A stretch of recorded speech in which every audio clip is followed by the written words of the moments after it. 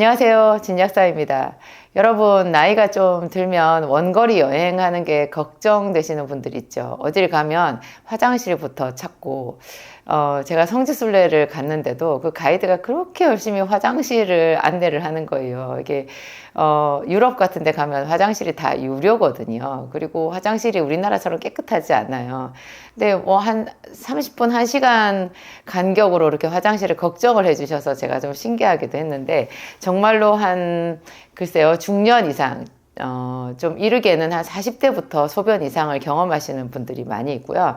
거의 5, 60대 되면은, 이렇게 대다수가 그런 것 같아요. 일단 빈뇨가 제일 많고요. 화장실을 자주 가는. 얼마 소변량이 나오지도 않는데, 늘 급한 것 같이 가는 거예요. 가다가 어떤 분들은 중간에 소변이 새기도 하고요. 제가 대변이 샌다는 분도 봤어요. 대변이, 근데 뭐 때문에 병원에서 어떤 시술을 받고 난 뒤에 아니면 무슨 약을 쓰고 난 뒤부터 변이 조금씩 샌다는 분도 있었거든요. 그분은 정말 삶의 의욕을 상실하시고 그냥 막 눈물이 앞을 가리는 그런 분이었어요. 입장 바꿔놓고 생각해보면 이 대소변 이 문제가 얼마나 심각한 건지 알 수 있어요. 여성들은 이제 출산으로 인해 가지고, 이제 소변 그 관략근의 힘이 약해진 거죠. 그래서 줄넘기처럼 이렇게 폴짝 뛰면 소변이 쫙 나와버리는 그런 경우도 있고요. 남성분들도 하여튼 이게 전립선 비대랑 연관 지어가지고 뭐 전립선 비대증 때문에 소변이 좋지 않다라고 얘기를 하는데, 참 이게 전립선 약을 먹고 조금 개선되기는 하지만 그게 결코 치료제는 아닌 그런 좀 이렇게 절박한 문제들이 있죠. 그런가 하면 또 소변을 보기는 보았는데 소변에 거품이 많이 생겨서 걱정하시는 분들도 제가 많이 봤고요. 또 소변 안에 이렇게 무슨 침전물이 생겨서 이렇게 소변이 안에 깨끗하지를 않고요. 뭔가가 이렇게 이물질 같은 것들이 많이 나오는 거죠. 그런 분들도 있고, 이게 이제 병명으로 따져 들어가 보면, 자가 면역성 질환으로 인해 가지고 소변에 혈뇨나 단백뇨나 이런 게 이제 검출이 되는 분들이 있죠. 이 단백뇨의 대표적인 증상이 거품이 생기는 건데요. 단백뇨나 혈뇨의 원인을 또 따라가 들어가 보면 뭐 병명이 좀 무서워요. 뭐 사구체성, 세뇨관성, 또 당뇨 때문에, 혈압 때문에, 또 자가 면역 질환 때문에 이런 단백뇨, 혈뇨가 생기는 분들이 많이 있거든요. 그 세세한 병명을 다 아는 것이 사실 또 의미가 있을까 싶을 정도로요. 그게 따로 명확한 치료법이 없는 게 참 현실이에요. 이게. 그래서 자가 면역성 질환 때문에 단백뇨가 심한 분들은요, 거의 스테로이드, 그러니까 면역 억제제 이런 걸로 겨우 조절을 해서 낮춰놓는 수준 정도고요. 굉장히 오랫동안 끝도 없는 그런 고생을 하는 분들을 제가 많이 봤어요. 결론을 제가 말씀드리면, 여러분 이거 단백뇨나 소변 이상 이런 게 의외로 쉽게 오히려 병원이 아니라 저 같은 이런 그 약사에게 찾아왔는데, 또 내가 그렇게 아팠나 싶을 정도로 쉽게 치료되는 사례들이 많이 있어요. 제가 그런 원리를 여러분들한테 설명을 해드릴게요. 일단 저한테 오시지 않아도 제 이야기만 듣고도 해볼 수 있는 것들이 많이 있는데요. 그게 가장 쉽고 대표적인 것이 비타민C예요. 여러분, 비타민C 그거 이렇게 메가도스로 많이 먹는다는 사람들이 있던데 그게 뭐 되겠어? 이런 생각 하실 수 있는데요. 소변이랑 비타민C가 정말 밀접한 관련이 있어요. 무엇보다도 여러분, 쥐나 말은 자기 체내에서 비타민C를 합성해요. 사람은 몸에서 합성을 못해서 먹어야 되잖아요. 근데 쥐나 말은 비타민C를 합성을 해서 그러면 자기 몸 안에 이게 소중하게 자기가 만든 영양물질이거든요. 그런데 이걸 소변으로 버려요. 우리 사람은요, 단백질이나 그러니까 단백뇨가 단백질이잖아요. 단백질이 빠져나가는 게 단백뇨. 정확하게 말하면 알부민이라고 하는 단백질이 빠져나가는 건데, 단백질이 소변으로 빠져나가면 단백뇨라는 질환이고, 포도당이 소변으로 빠져나가면 그게 이제 당뇨잖아요. 그러니까 뭔가 소변으로 이렇게 영양물질이 빠져나간다라고 하는 것은 사실 질병에 속하는데, 말이나 쥐는 자기가 만든 비타민C를 소변으로 버리는 거예요. 그래서 연구자들이 이거를 추적해가지고 연구를 했는데, 그게 버리는 게 아니라 정당한 분비인 거예요. 무슨 뜻이냐? 우리가 비타민C를 먹으면 사람들이 그렇게 얘기해요. 비타민C 먹어봐야 소변으로 다 나가잖아. 이렇게 얘기해요. 소변으로 나가면서 얘네가 일을 하고 나가는데 그게 콩팥에 있는 사구체, 그다음에 세뇨관, 그다음에 방광, 요도 이런 데를 다 청소를 해요. 굉장히 중요한 항산화제 역할을 하는 거예요. 우리가 먹은 비타민C가 소변으로 빠져나가는 것은 버려지는 것처럼 생각이 들지 몰라도 말이나 쥐가 자기 몸에서 합성한 비타민C를 소변으로 내보내는 것은 분비라는 거죠. 그러니까 결국 이 비타민C를 많이 먹어서 소변으로 많이 빠져나가게 하는 것이 이런 단백뇨나 빈뇨나 소변 이상을 치료하는 제일 기본적인 처치법이 될 수 있어요. 저도 한때 빈뇨가 있었거든요. 제가 그래서 그 빈뇨의 고통을 잘 아는데 어떤 의사 선생님들은 소변을 참아보라고 얘기를 하시더라고요. 제가 웃음이 났어요. 저분은 자기가 빈뇨를 경험을 안 해보셨구나. 물론 막 급한 것 같은 그 느낌을 참아서 심리적으로 약간 불안할 때 효과는 약간 볼 수 있지만 정말로 여러분 그걸 참으면 소변이 새버리거든요. 그런 일이 있어요. 그런데 이게 비타민C만 하루에 한 8,000에서 10,000ml 정도를 꾸준히 한 달 정도 먹어보세요. 갑자기 소변이 굉장히 시원하게 나오고 소변이 덜 마렵다라는 것. 이게 중간에 소변이 마려운 느낌이 훨씬 덜 든다라는 것 여러분 체감할 수 있어요. 그것뿐만이 아니잖아요. 비타민C를 많이 먹으면 대번에 피부도 좀 뽀얘지고요. 콜라겐을 먹은 것 같이 얼굴에 탄력이 생기는 것도 덤으로 얻을 수 있어요. 게다가 비타민C를 많이 먹으면 이상하게 훨씬 덜 피곤하거든요. 덜 피곤해요. 그리고 이 비타민C가 어떤 종류의 암에서는 상당히 항암 효과도 있거든요. 암의 전이를 차단해주는 그런 여러 가지 역할이 있어요. 그래서 비타민C를 많이 먹는 거 꼭 해보시고요. 두 번째가 제가 비타민C를 많이 먹으면서 꼭 같이 하라는 게 비타민 B100. 제 진약사몰에 들어가면 여러분 다른 데서 찾지 마시고요. 제 유튜브 밑에 보면 진약사몰 바로 가기가 있거든요. 거기 손으로 꼭 누르면 바로 연결돼요. 글로 들어가서 거기서 사세요.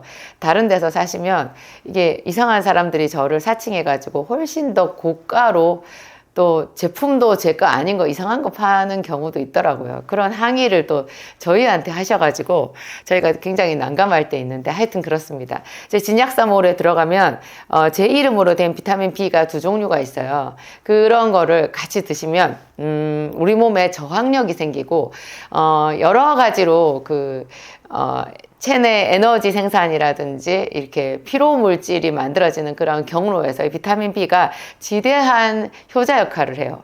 그래가지고 비타민 B는 사실 모든 질환에 공통되는 건데요. 얘만 먹어도 기본적으로 비타민 C랑 같이 상승작용이 있어가지고 이게 관략근에 힘을 주고 또 소변이 좀 덜 생기게, 왜냐하면 당뇨가 있는 분들은 피 속에 당이 높아가지고 그것 때문에 소변량이 더 많아지기도 하는데요. 비타민 B만 제대로 챙겨 먹어도 혈당이 덜 오르면서 소변량이 많았던 사람이 좀 적어지는 그런 효과가 있어요.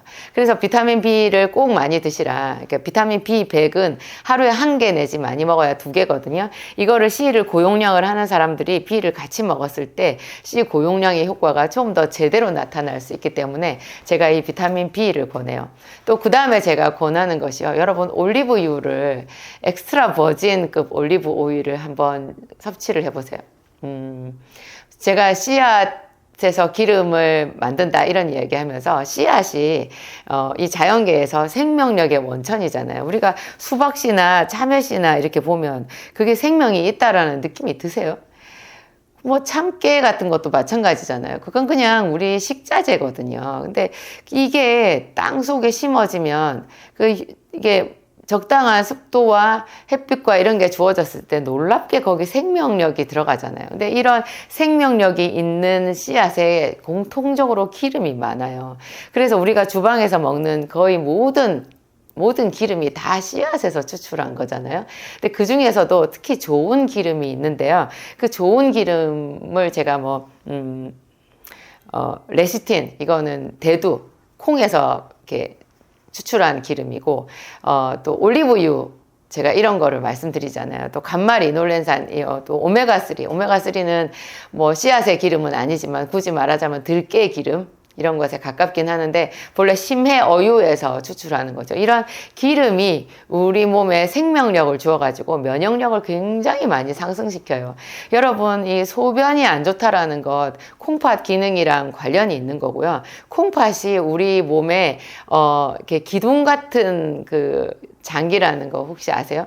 여러분, 콩팥이 엄청 기능이 떨어지는 신부전, 신장이 안 좋다, 신부전이라고 하는 그런 진단을 받은 사람들한테 놀랍게요, 빈혈이 있어요. 어떤 빈혈약으로도 치료가 안 되는 빈혈이 생기는데 그게 왜 그러냐? 콩팥에서 조혈을 하게끔, 피를 만들게끔 명령을 내리거든요. 그리고 콩팥에서 뼈의 밀도를 조절해요. 여러분, 피와 뼈 이 두 가지가 무너지면 우리 생명 끝나는 거 아니에요? 이게 본래 피가 만들어지는 장소는 골수거든요. 여러분, 닭 먹다 보면, 치킨 먹다 보면 닭뼈 굵은 거 딱 부러뜨렸을 때 안에 실 같은 거 나오잖아요. 그게 사람의 뼈도 굵은 대퇴골이나 이런 데 안에 골수라는 게 들어있는데요. 그 골수에서 피를 만들어요. 근데 골수에서 피를 만들지만 그것은 생산 장소일 뿐이고, 이 골수에서 피를 만들게끔 이렇게 명령을 하는 기관이 콩팥이거든요. 이 콩팥이 생명의 장기인 거예요. 그런데 올리브유 같은 기름, 특히 올리브유는 이제 시중에서 파는, 그냥 마트에서 파는 그냥 올리브 기름은 사실 퓨어 올리브유라고 해가지고 식용유랑 똑같아요. 그래서 그런 제가 말씀드리는 이런 놀라운 치료작용을 기대할 수는 없어요. 올리브유는 최소한 엑스트라 버진이라고 적혀 있는 그 정도의 올리브유를 드셔야 돼요. 엑스트라 버진은 일정한 그 기준이 있거든요. 이 올리브유는 유럽에서 지중해 연안에서 주 생산지가 되잖아요. 거기서 나오는 기름인데, 이 지중해 연안 사람, 특히 크레타 섬이나 이탈리아 남부에 있는 이런 사람들은 그냥 거의 뭐 장수 마을로 아주 세계적으로 인정을 받는 곳인데요. 그 사람들은 그냥 올리브유랑 같이 살아요. 그들의 식습관에서 찾아낸 것이 이 올리브유라는 이 놀라운 기름인데요. 그 사람들은 자기 집에 다 올리브 기름 생산 창고들이 하나씩 있더라고요. 자기 집에 올리브 나무도 있어요. 그냥 거기 있으면 올리브 나무 하나가 뭐 몇백 년, 심지어 어떤 것은 2000년씩 그렇게 산다고 하거든요. 이게 좀 상당히 신비로운 나무인데요. 여기서 나오는 그 올리브, 신선한 그 올리브를 짜가지고 그걸로 만든 기름 그 사람들이 먹잖아요. 이게 엑스트라 버진이라고 하는 것은 처음 짠 가장 신선한 기름이라는 뜻이고, 산도가 0.8 이하라야 돼요. 제 진약사몰에 들어가면 제 이름으로 만든 올리브 기름이 병에 든 게 있고 포에 든 거 두 종류가 있거든요. 최고 산도예요. 0.1이요. 0.1 산도. 그리고 먹었을 때 입안에서 좀 매운 맛이 느껴지는데요. 이거 자체가 또 굉장히 좋은 그 사인이거든요. 최상의 기름이라는 그런 품질을 우리가 체감할 수 있는 그런 맛인데요. 이걸 올리브유를 입에 넣고 한참 동안 입안에서 오물오물 하는 거를 오일 풀링이라고 하더라고요. 그렇게 하면 이게 입 안에서부터 어떤 염증 치료 작용이 생기고요. 이 올리브 기름이 면역력을 높이고, 그리고 올리브 기름을 많이 먹는 그 장수 마을에는 심장병, 혈관병이 없어요. 그리고 암 환자가 없어요. 놀랍지 않으세요? 그래서 올리브 기름은 또 이게 그냥 식품, 말 그대로 그냥 식품이잖아요. 그래서 용량에 어떤 제한이 없어요. 그래서 지중해 연안에 사는 사람들은 거의 평균적으로 올리브유를 하루에 한 50ml는 먹는다 하더라고요. 제 거 올리브유가 한 포에 15ml 들어있는데 이걸로 한 2포나 3포 정도 먹는 거를 제가 권해요. 이걸 그냥 집에서 밥에다가 끼얹어 가지고, 옛날에 뭐 애기들 밥 먹일 때 참기름에다가 간장 넣어가지고 이렇게 계란 후라이에서 비벼 먹는 그런 것처럼 그냥 맨 밥에다가 얘를 뿌려서 비벼서 먹으면 뒷맛이 굉장히 고소하고 밥을 씹으면서 같이 입안에 오물거리게 되잖아요. 그러니까 저절로 오일 풀링에 효과가 있는 거예요. 이걸 또 야채 드레싱에 뿌려 먹기도 하고, 발사믹 소스라는 거 있잖아요. 포도로 만든 발사믹 소스, 이런 거를 올리브유에 섞어가지고 빵에 찍어 먹기도 하고 이렇게 쓰는데요. 이 올리브 기름을 넉넉하게 좀 좀 여러 가지 방법으로 음식에 섞어 먹든지 아니면 그냥 공복에 한 포씩 입안에 오래 머물면서 드시는 분들도 있거든요. 저는 근데 뭐 굳이 공복에 그걸 드실까? 본래 기름은 지중해 연안 사람들도 그냥 음식 재료로 쓰잖아요. 우리도 그냥 식사할 때 음식이랑 같이 먹으면 제일 좋지 않나. 저는 볶음밥을 해 먹을 때도 올리브유를 써서 밥을 볶아 먹거든요. 이런 식으로 얘를 쓰게 되면 생명력 자체가 올라가고 그 또 핵심의 신장 기능이 향상되는 거 있잖아요. 면역세포가 활성화되고 이런 것들이 있어서 그 2차, 3차적인 그런 부수적인 효과로 이 소변 기능도 개선이 되는 거죠. 세포가 튼튼해지거든요. 기름을 잘 먹으면. 그래서 제가 뭐 레시틴이라는 기름, 그 다음에 오메가3, 감마리놀렌산 이런 것도 강조하는데요. 오늘은 제가 이 소변 이야기하면서 특히나 이 올리브유를 강조를 해볼게요. 얘만 좀 많이 먹어도 이 단백뇨 치료에 상당히 도움이 될 수 있어요. 그리고 제가 결정적으로 제 약 생기산, 제가 만든 생기산 말씀드리는데 정말로 자가 면역 질환이 있고 정말로 이렇게 심각하게 병원에서 어떤 병명이 있어가지고 혈뇨나 단백뇨나 너무나 심각한 빈뇨 때문에 힘드시다. 그러면 저희 약국에 오셔서 생기산을 구매해가지고 저희 약사님들이 설명드리는 그 표준 방법대로 생기산을 한 3, 4개월 먹어보세요. 그러면 웬만한 빈뇨나 소변 이상 거의 다 치료되고요. 오래된 자가 면역성 질환이라면 뭐 6개월, 1년을 복용하기도 하는데요. 그 과정에 이게 좋아지는 것을 눈으로 확인할 수 있어요. 그래서 저는 소변 이상 환자들이 저희 약국에 왔을 때 제가 굉장히 반갑다고 그렇게 말씀드리거든요. 그분들의 고통이 단번에 해결될 수 있는 그런 좋은 방편을 택하신 거니까 저는 그 결과가 보이니까 그렇게 기쁘거든요. 오늘 제 이야기 여러분들에게 여러 가지로 좀 도움이 되었으면 좋겠습니다.